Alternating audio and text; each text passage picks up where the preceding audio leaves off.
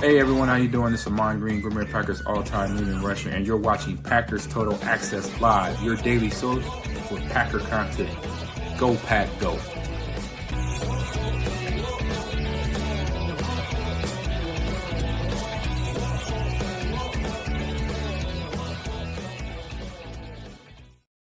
What's up, guys? Welcome into Packers Total Access. My name is Clayton. You can check us out on packernet.com. You can find me on Twitter at Packers_access. You may hear the thunder in the background. I'm expecting a couple cows to go flying by the window over here as we got a pretty nasty storm rolling through. We're joined alongside Tim in Green Bay. We got Jacob in Wisconsin here to talk some Packers. Got an awesome show for you guys tonight. We're going to talk Zach Tom's contract details. Got all the details laid out. You guys are going to be very, very happy about how that thing's structured. I was fired up when I seen exactly how the cap hits lay and where the cap penalties are hiding in the weeds as well. We're going to hit on the young edge the defensive edge room. Really excited to dive into some of that stuff we're learning from camp. Also, the secondary, hit a little bit on it. We got a Matthew Golden breakdown of what we've learned so far throughout camp with Matthew Golden. And if we have time, we're going to get into Jeff Hafley year 2. We heard from him today. Really, really like what we heard there. Before we get into all that, though, if you would, do that YouTube stuff for me. Hit like, hit subscribe. If this is your first time here, welcome into PTA. We're not experts. We're not insiders. We're not media members. We don't claim to be any of that. What we are fans just like you in here talking Packers on the daily. We're doing film breakdown. We're doing pregame shows, postgame shows, in-depth analysis throughout the week, game planning for the upcoming opponents. We try to give you a perspective that maybe the team's looking at, like through that lens of what are they doing to prepare for the upcoming opponent. So if you like that kind of content, you want daily Packers content, make sure you hit subscribe. Feel free to share it with a friend. How we doing tonight, gents? Ready to go. Talk some ball. Let's go. I'm doing dandy. Yeah. All right. Can you hear me good?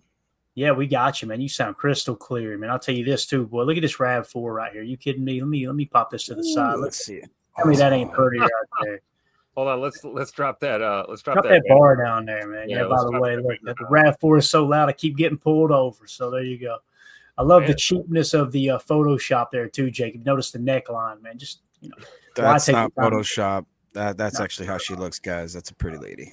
That's a sweet RAV4 turtleneck on for the photo. That's all. Exactly right, Tim. So again, we'll go ahead and change that background back. We can't stare at that all night, right? But we do have any quick grab form too if you need it. So just go to it anytime you please there. All right, let's dive into some Zach Tom contract. Boz, fans, mom lose weight. Lost more than weight, let me tell you. You know what I'm saying? I think, I don't know, man. That's a pretty rough look over there. I think that check liver light's probably on with her. You know what I'm saying? She's been slamming the daddy soap, maybe a little more than daddy soaps. But anyway, let's get into it, guys.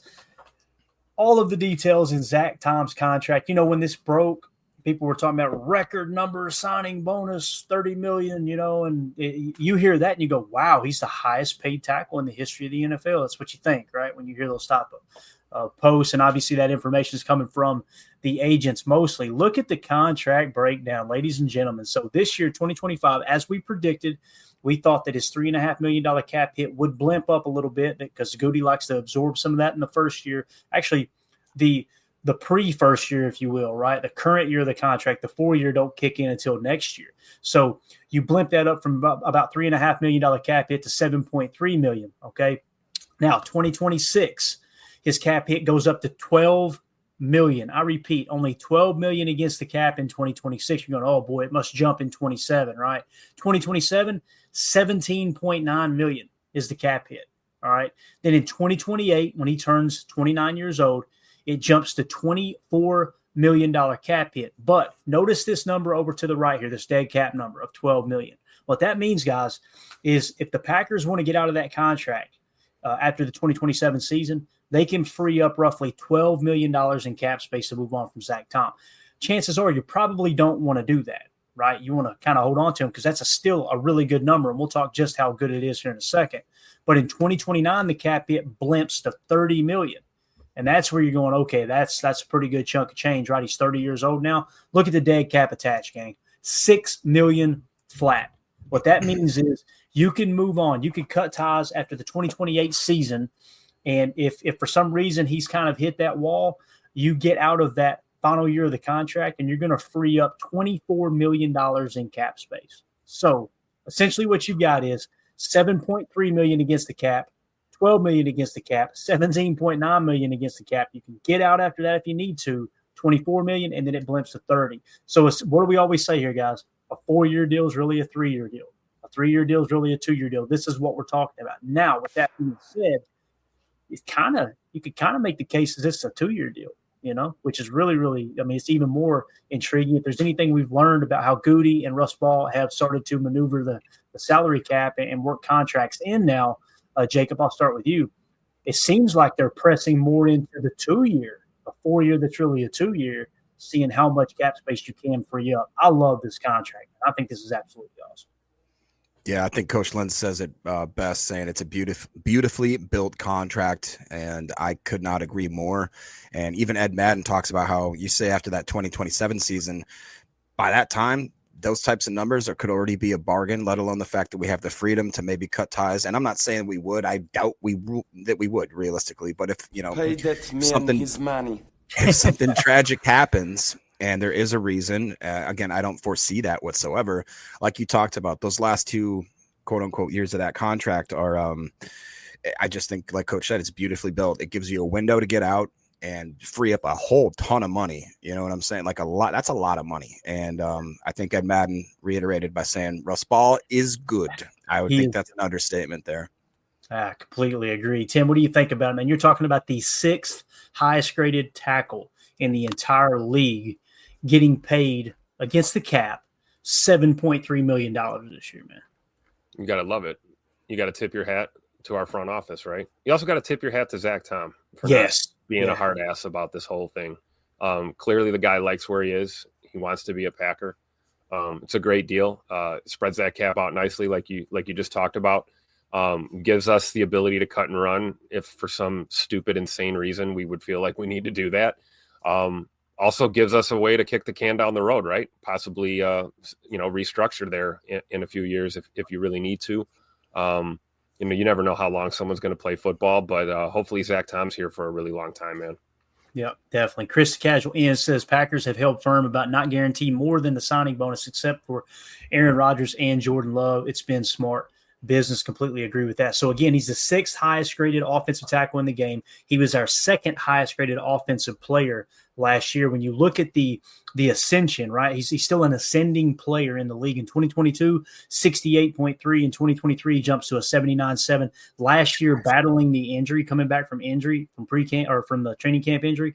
In 2024, he jumps to an 85.8. He's getting better every single year. And you're talking about him logging 1,134 snaps last year.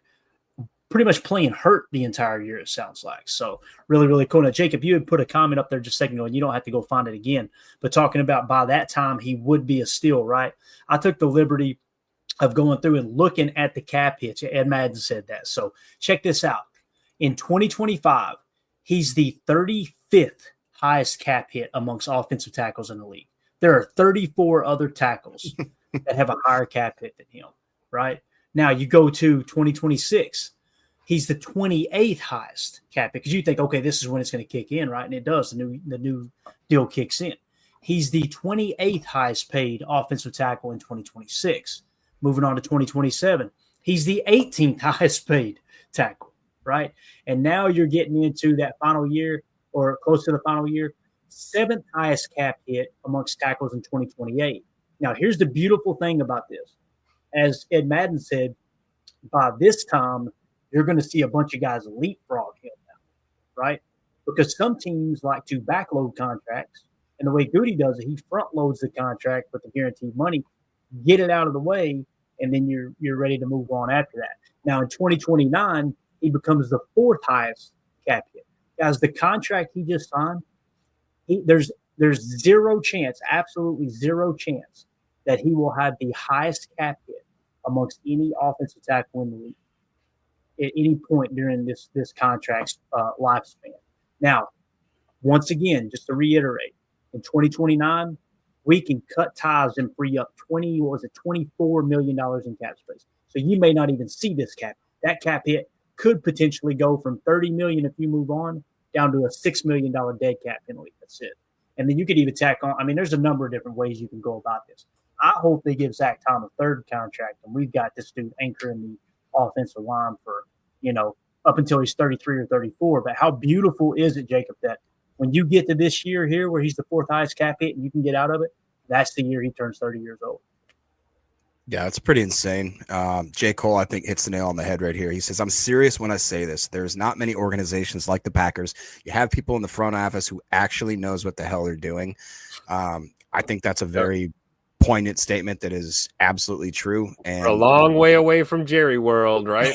It's from Jerry World, from Cincinnati, wherever you want to get. There you go. Cleveland, Cleveland, multiple. I mean, I would honestly New York. How about them Giants? How about them New York football Giants?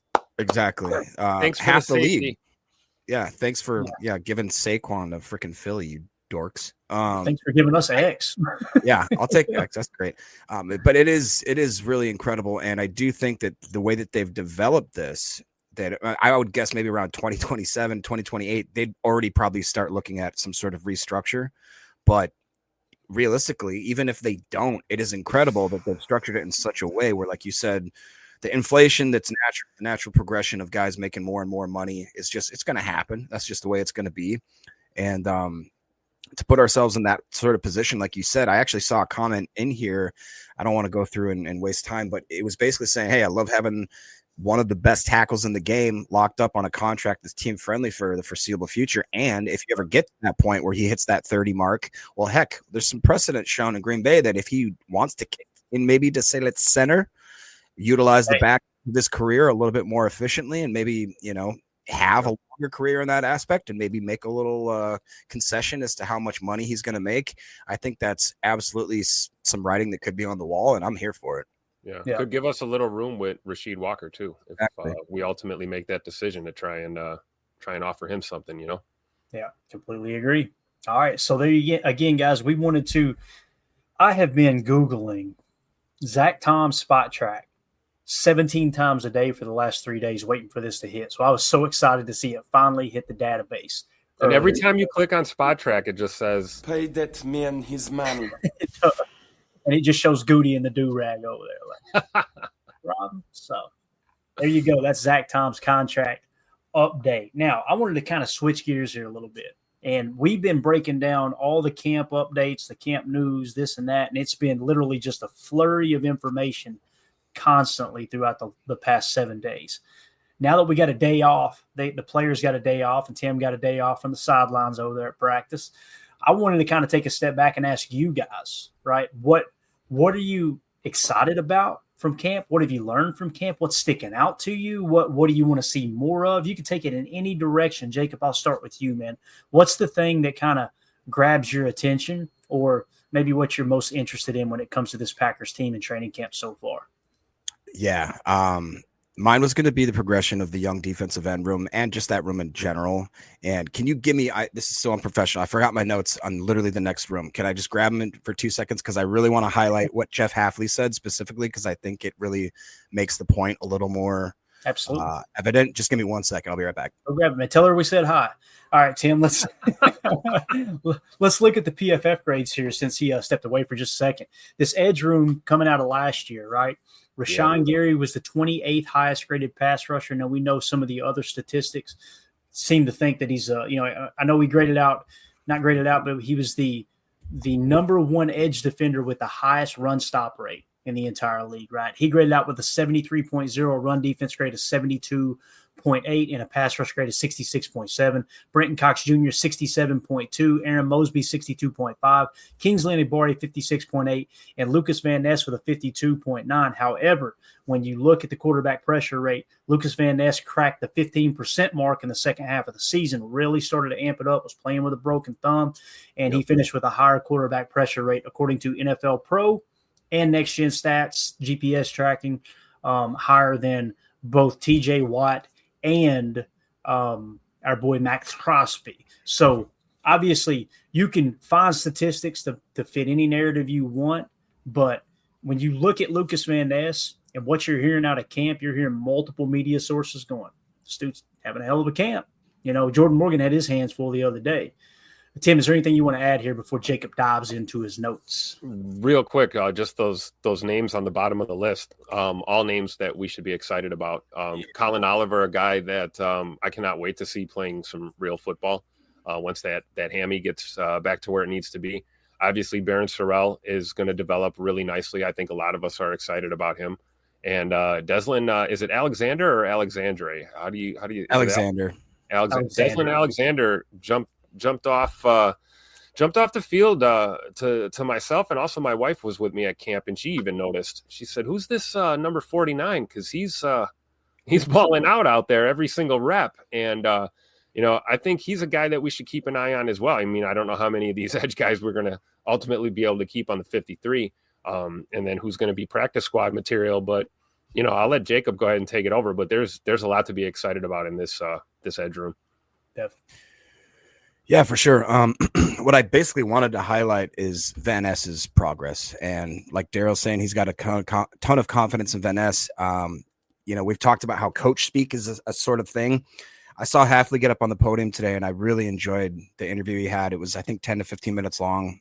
I think Clayton may cover some parts of it later in this episode, but everything he said just made me absolutely fall in love with what they're trying to do, not even just with the edge room, the DN room, but with the whole defense in general. And when they was asked specifically about LVN, he said, what has he done to show you why he's making such a progression? It seems like he's flashing almost in every single practice for the last 6-7 in a row. And the guy just said, the way he handled himself in the offseason, and he came in as a young guy, a little bit raw. Everybody was, the quote unquote is he wasn't a starter. Obviously, that's how Iowa did their rotation. They respected their seniors, the elders there, that was kind of what they did. When he did come into the league, I think he was maybe, I don't want to say he was a one-trick pony, but he definitely didn't have a bag, right? He basically was a bull rush type guy that maybe had a couple moves other than that, but didn't really have anything perfected. Hafley also went on to say that, hey, man, I noticed in OTAs this year, he just seemed like it was clicking for him. It was a little different. I think Hafley would credit that with the fact that they're going into this year 2 of this system. And when we think about that as Packer fans, and as, I hate the term casual fans, but a casual fan would say, well, they're going into year 2. That means it's the second year that they get the same defense, which means they have the same plays, the same schemes. Hafley made it very clear that that's not how it happened, and it wasn't how it's going to happen. He went so far as to say, year 1, I was totally figuring out who we were and who we were going to be.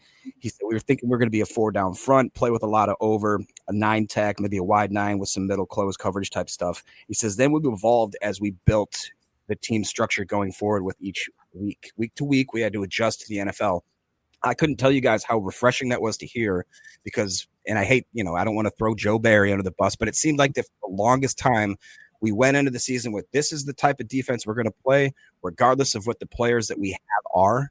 And Jeff Hafley, I know you guys know this, that from the beginning of his first press conference, he says, I'm the kind of guy that's going to look at my team, evaluate it, see what they do well and see what they don't do well, and not put them in positions to fail. I'm going to put them in positions of success. I think what's great is he highlights how even Isaiah Simmons, he's not going to force him to do 3 positions, even though he can. He wants him to be a linebacker and only go through linebacker drills. That's it, and perfect that thing. And he went on to talk about, they asked about Brenton Cox. He only had a very short answer, but he said the way that Brenton Cox, I think the question was, when did you know that you had something kind of in Brenton Cox? And he basically said, in practice, we started looking at each other like, we got to get this guy some playing time, because he was popping off the field and the tape that much where they're like, we have to get him into the rotation. Like Tim talked about, we have a sneaky backup rotation, I would argue too. I think Aaron Mosby gets slept on a lot because I've seen a lot of good things from him. And obviously with the new guys, Colin and Barron, we don't quite know what we have, but when you listen to the way that Matt LaFleur and Half talk about how Barron Sorrell has prepped and done pretty much everything and anything perfectly up until this point to maximize his potential, his ceiling, that to me got me pretty jacked up.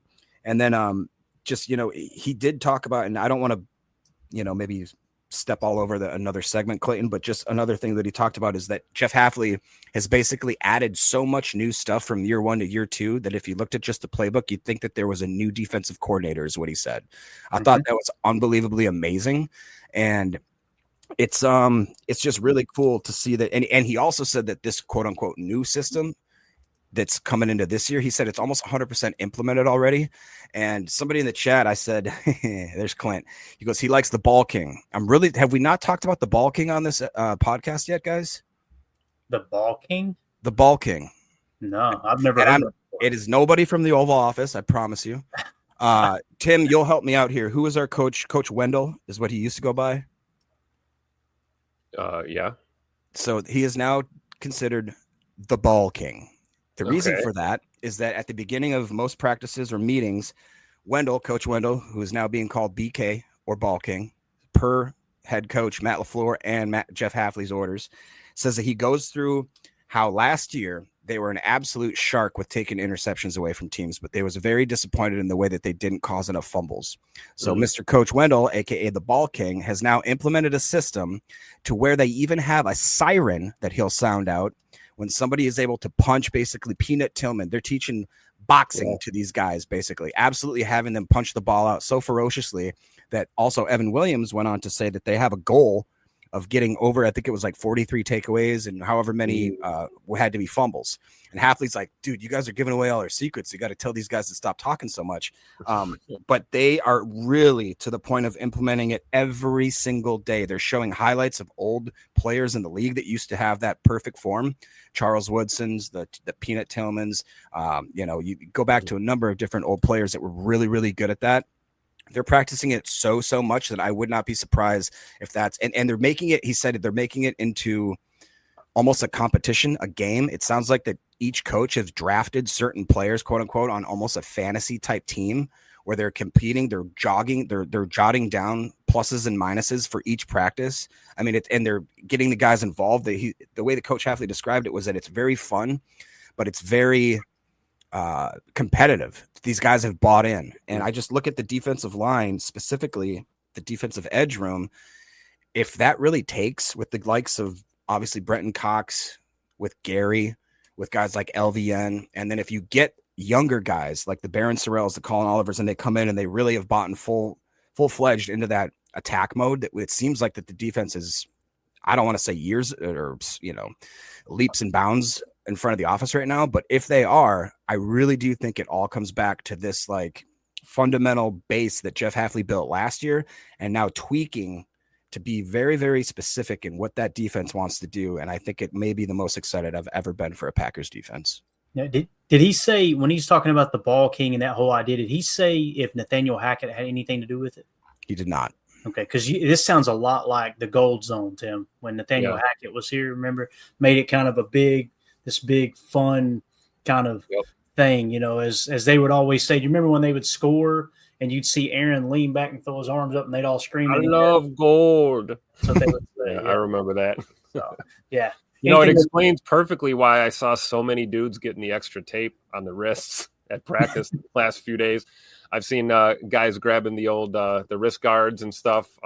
You're punching at that football like that. All it takes is that one time you hit an elbow or a forearm instead of the ball, and you got a potential injury. So the guys are loading up and they're loving it.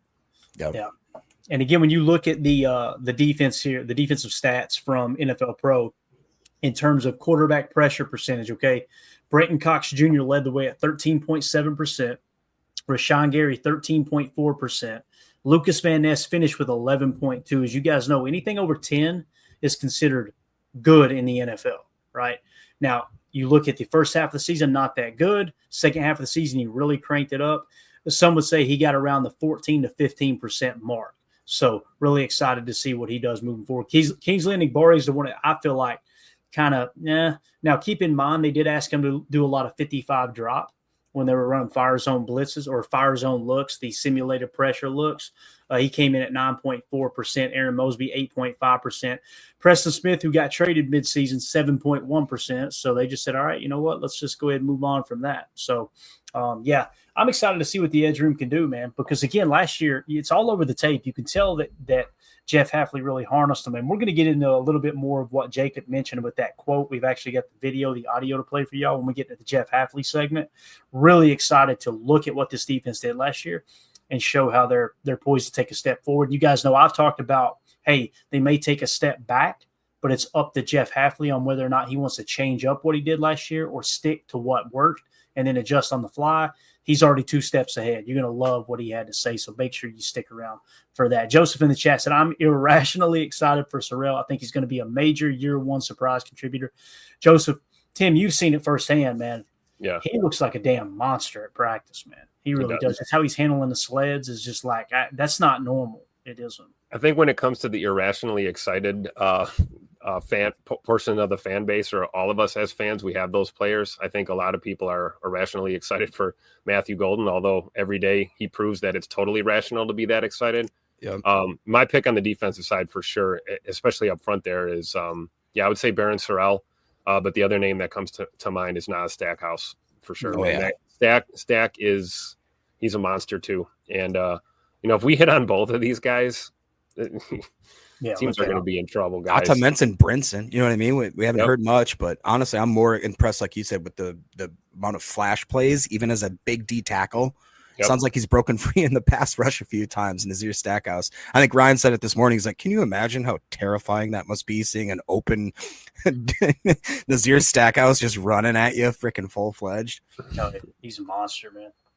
All right, so there you go. Just a little edge room talk. Tim, what stood out to you, man? What's something that you're excited about in terms of what we've seen in the first week of training camp? Guys, we got football tomorrow. Like, we literally got the Halloween game tomorrow, which is wild to think about. But that's crazy. What do you think here, Tim, about about training camp so far, man? I guess for me, coming off the sideline yesterday with that once-in-a-lifetime experience, getting to see some of it. Yeah, shout out to Rob, man. Thank you, Rob. Finally got to see, get a pretty good look at our secondary going to work up close and personal. And I guess I kind of wanted to just have an open conversation about, the safety room and the cornerback room. Mm-hmm. I would start by asking you guys a question. When it comes to corners, what would your projected number be? How many corners do you think we keep on this roster? Jacob, I'm going to get your take. Here's what the cornerback room looks like according to PFF as it sits right now. I'm going to cheat, and I'm going to give you guys the number on how many we actually carried last year. Isn't it 5? I thought it was 5. It's 5, correct? Is that what it was? I think. I would think 5, Tim, just because I think we have so much talent other places. And I don't know if we'll get to that press conference, all of it, but Jeff Hafley really had great things to say about Bo Melton, to the point where it went past coach speak. He actually described specifically how when they asked him to make that switch, it was 2 different conversations specifically that Matt LaFleur and him had. The second one was enough to convince him, let's actually give this a real shot. He went and talked to Bo Melton and specifically told him, this is going to be a tough transition. We don't expect you to come out here and be perfect. We actually expect you to come out and kind of be doo-doo, is what he basically kind of said in summary, and said, don't get upset at yourself. Don't get down on yourself, because we're not going to. We know that we're asking you to do something that's very hard to do, that not many guys in this league would, even be willing to do, which he said that's the type of, he said, you win with guys like Bo Melton. He specifically said you win football games with Bo Melton, and you want those types of players on your team. And then he went on to describe how his physical attributes he was very surprised at. His ability to backpedal, his ability to adjust on balls, his ability to be to recognize breaks and motions. And it really does help probably that Bo Melton has that offensive knowledge as to what wide receivers are trying to do. So I really do think that we are past the point of it just being coach speak and him just changing numbers. I think that they actually think there's a part of Bo Melton that could be I don't know if he'd be a starting corner, but he would make the Green Bay Packers as an actual corner, which is crazy. And it's cool too, because you can kind of shortchange the receiver position a little bit, not that you would want to, knowing that in a pinch he could play a little receiver, right? It's kind of like the Savion Williams effect. If he's healthy, you got a guy who could probably play tailback for you in a pinch if you need him to. If somebody gets a little banged up, maybe you're a little light in the running back room on game day. So I think it's a great point, Jake. I really do. In terms of what they broke camp with last year, Tim, the answer was there was 5 corners and 5 safeties is what they broke camp with. Now, again, we know it usually – I remember the year that Micah Abernathy made the team. I was so fired up. I'm like, he's on the 53. Let's go. 6 hours later, he was gone. They cut him, right? So we know that that's going to shift around a bit. But when you look at the PFF grades, Carrington Valentine led the way at 65.5, Keyshawn Nixon 64.1, Nate Hobbs 61.4, Javon Bullard 54.2. Keep in mind with Javon Bullard, some of his lowest graded games, some of his worst performance last year was him playing safety. It sounds like he is the number 1 nickel star slot corner, right? That's how that's going to play out this year. It seems like early on here in camp. So the rest of the players on this roster, Kamal Haddon, this cornerback room, Kamal Haddon, Kalen King, Garnett Hollis Jr., Gregory Jr., Jonathan Baldwin, Bo Melton, Tyron Herring, Micah Robinson, and Isaiah Dunn. Now, Bugs got cut today, right, Tim? Am I thinking right, man? Yeah, Mr. Brown is no longer with us, and I believe we picked up another linebacker. I think he's still another alive, linebacker, right? And then we're he's no longer with the team. Yeah, he's with humanity, but no longer a Packer. But I believe they picked up a linebacker. Chat though, to be honest with you, Tim, half the chat's completely checked out. Go ahead, so it's all good. But yeah, I think they worked out a couple linebackers. I know they signed one, I think for sure, and then there's another one. Really, Easton Butler had all of the up to the minute info today, so make sure you guys follow him on X if you want the rundown. But yeah, no Bugs Brown on the list anymore. So that answers my question. So let's just for argument's sake, let's say the numbers stay the same. Let's say it's 5-5, right? Yeah. So 5-5 when it comes to your corners, clearly it's Nate Hobbs, it's Keyshawn, and it's CV. Those three are in, right? I don't think anyone would debate that, right? They're going to make this team. So then who are the other two? And that's what I think is so interesting about this cornerback room, because Kamal Haddon has played well. We've seen flashes from Baldwin. Micah Robinson had a hell of a practice the other day, although I don't know what's going on with him. He looked like he was walking a little funny. I'm going to be honest. I hope he didn't twist or turn something. Yeah. He wasn't on the sauce, was he? I don't know. He just his right ankle looked like it was bugging him the other day, but maybe he drank a Celsius. Yeah, that could be an absolute nothing burger too, right? So my question is, of those three that we named, who are the next two to round out the five? Because we just talked about Bo. I think that's a great point in the chat. Bo's going to probably make this team. I mean, the coaches are in love with him, and he's, I think, surprised a lot of people by not being a complete disaster at corner, and is somebody that they can, mold and work with on this team. So let's say Bo's the fourth. Well, who's your fifth? To me, it comes down to Micah Robinson and probably Kamal Haddon. I think. And you're probably counting Javon Bullard in the safety room right now. He's listed as a safety on the team's site, so I'm considering him a safety. Yeah, got it. So if Bull's one of the five safeties there, I'll tell you, here's a good way we could do it, Tim. If you wanted to, we get real creative. Let's tack the safeties on here too. So let's go 10 players. You could pick 10 players right here, right? Okay, I got my safeties already. All right, what do you got? Safety: Zane, Javon, Xavier McKinney, Evan Williams. Okay, that's so there's 5. your 4. Is that 5? That's 4. That's 4. Then KT Oladapo. That's my 5th. So that's 5. Got it. And all right, so you get your 5 there, and then when you look at the corners, you're counting Bull as a safety. So if we go back to just corners, like you were saying, you're looking at Carrington Valentine, Keyshawn Nixon, Nate Hobbs, and you said your 4th was going to be Bo. Is that right? Well, based on the vibe in the locker room right now, right. I mean, a lot can change in a couple of weeks, though. We got some preseason games coming up. I mean, if Bo's getting cooked out there at the cornerback position, things could change really quickly. I personally think he might impress us and really shock a lot of people. So I'm going to go ahead and keep him there as my 4th. And then I think my 5th is going to be Micah Robinson. Yeah. And for me, or Kalen King. I mean, it's tough.